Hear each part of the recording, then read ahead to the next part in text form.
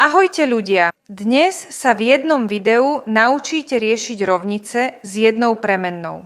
V 7. ročníku budete riešiť rôzne typy rovníc. Musíte buď nájsť korene, alebo jeden koreň. Áno, alebo dokázať, že korene neexistujú. Máme dve pravidlá, ktoré nám pomôžu. Poprvé, ak vynásobíme obe strany rovnice rovnakým číslom, alebo ich vydelíme rovnakým číslom, napríklad 5 alebo 10, hlavné je, že to bude vždy rovnaké číslo a znamienko, áno, tak to bude stále to isté. Povedzme, že v tejto rovnici vynásobím 10 x2 a 4, áno. Teda budeme mať 10x2 a 4 krát 10 bude 40, áno. Bude to isté. To znamená, že riešenie rovnice bude rovnaké ako tu. A existuje aj ďalšie pravidlo, ktoré použijeme pri riešení tejto rovnice. Ak chceme presunúť niečo z jednej strany znaku rovná sa na druhú stranu, musíme urobiť jednu vec. Stačí zmeniť znamienko.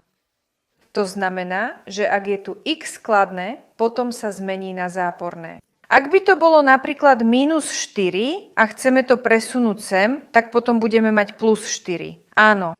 Alebo povedzme teraz plus 4, presunieme to sem, bude to minus 4. Skúsme vyriešiť túto rovnicu. X na druhu sa rovná 4. Je to len logika. Ktoré číslo na druhu je 4? Budú tam dva korene. Prvé x je prirodzene 2, teda 2 na druhu sú 4. A druhé x. Aké ďalšie číslo môžeme umocniť na druhu, ktoré bude tiež 4? To je minus 2. To znamená, že keď niečo umocníme, vždy dostaneme kladné číslo. Tu je ďalšia jednoduchá rovnica.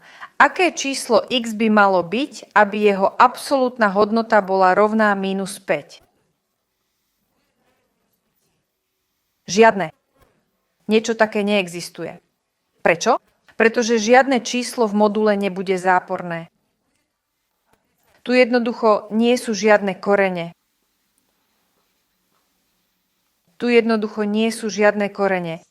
Tak poďme začať týmto, pretože je to jednoduchšie. Potom prejdeme sem, lebo si musíme zapísať vzorce. Ak si pamätáte diskriminant, tak ste naozaj šikovní. Potrebujeme pravidlo prenosu x na druhú stranu rovnice. Prenášame 3x a meníme jeho znamienko. Minus x sa rovná 4, takže 3x minus x je čo? To je minus 1x. Takže máme 3x minus 1x, čo je 2x, rovná sa 4. X delíme 4.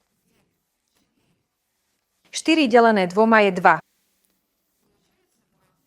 To je náš jediný koreň. Na vyriešenie tejto rovnice potrebujeme dva vzorce. Prvý vzorec je vzorec pre x, 1, 2, áno.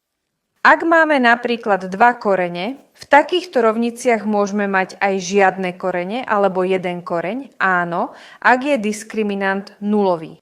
Ak je diskriminant záporný, potom nebudú žiadne korene. A ak máme kladný diskriminant, potom budeme mať dva korene. Takže máme minus b. Čo je to b? Je to tu, áno, priamo pred x, plus minus odmocnina z diskriminantu. Teraz napíšeme vzorec diskriminantu. 2 krát a. A diskriminant je b na druhu, a to je to, čo stojí pred x na druhu, minus 4 a c. C je len číslo, tu napríklad bude minus 3. Tak poďme riešiť. Najprv nájdeme diskriminant. Diskriminant je b na druhu, áno. Minus 2 na druhu, koľko to bude? 4. Minus 4 krát a máme rovné 1. Áno. Nie 0, 1. 1 krát minus 3, áno. C sa rovná minus 3. Vychádza, tu sa mení znamienko. Vychádza 4 plus 4 krát 1, 4, 4 krát 3, 12. Mínus krát mínus dáva plus, 4 plus 12, 16. Odmocnina zo 16, viete? Výborne. Takže x prvé. Áno. Najprv vypočítame prvé x, minus b. Pri b zmeníme znamienko. Minus 2 sa mení na čo? Na plus 2. Áno, plus 2. Plus 4. Pretože je to odmocnina zo 16 delené 2 násobené čím?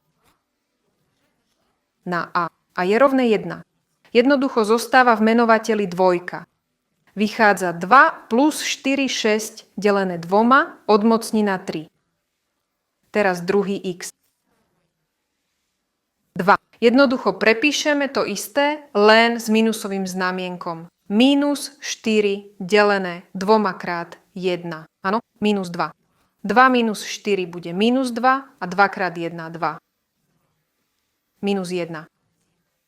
Máme 2 korene, 3 a minus 1. Video nechám v popise, pretože máme špeciálne video o kvadratických rovniciach na precvičenie s viacerými príkladmi.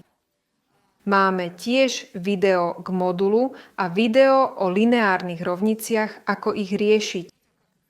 Preto to všetko nájdete na našom kanáli.